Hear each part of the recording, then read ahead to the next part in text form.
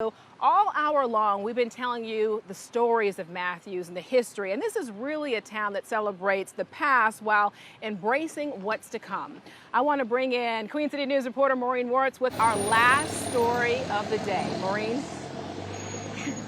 Alicia, there is a lot that makes Matthews special. It's a beautiful town full of people who are really proud to call this home, but our overall takeaway is that Matthews has heart. I think you need to share it with the world. Sometimes love is just a whisper, like the sun peeking through the trees. It's really pretty. But other times it's there, shining and bold. It's really beautiful. Reminding passerbys that it's meant to be felt and shared. And right in the middle of Matthews is a long-lasting example of just how powerful love can be. Being stainless steel, it should last forever.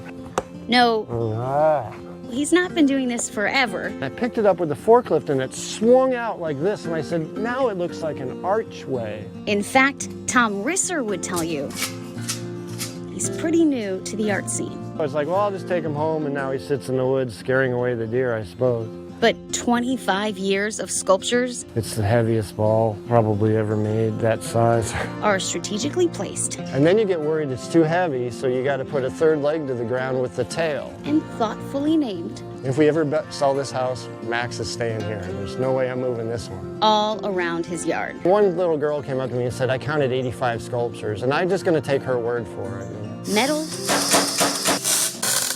and fire. As an engineer, Tom says it was normal to play with the two. Somebody says, are you an artist? And I'd be like, no, I'm not. I'm an engineer. I'm just experimenting. It took a while for him to embrace the title of artist. All right. But there was always this pull he couldn't ignore. My dad and my grandfather, none of them have lived past 64, so maybe that's in the back of my mind too. It's like, all right, let's make some stuff today, because I don't know how many more things I got in me. That fear of losing time became a reality 6 years ago when Tom had a serious heart attack at 52. And you're connected to that forever. You know, you're living with it. Quintuple bypass, 5 bypasses. Yeah, real bad. But without knowing it, Tom was always about heart. Originally, the idea was all my art should have heart, and that made sense. While many of his sculptures have flowers for his wife, Daisy, But you'll see a lot of daisies as well. I probably should have mentioned that. every There's a heart right there. single So here's a heart, a little broken heart, but I healed it back up by welding it. one Heart, of course. has heart. It's been weird because now more and more people identify me with this heart shape. Sometimes he doesn't realize he's added them. There'll always be a little heart of me in everything I do. But that's the thing. When you lead with your heart and share it with the world, it finds a way to make its presence known.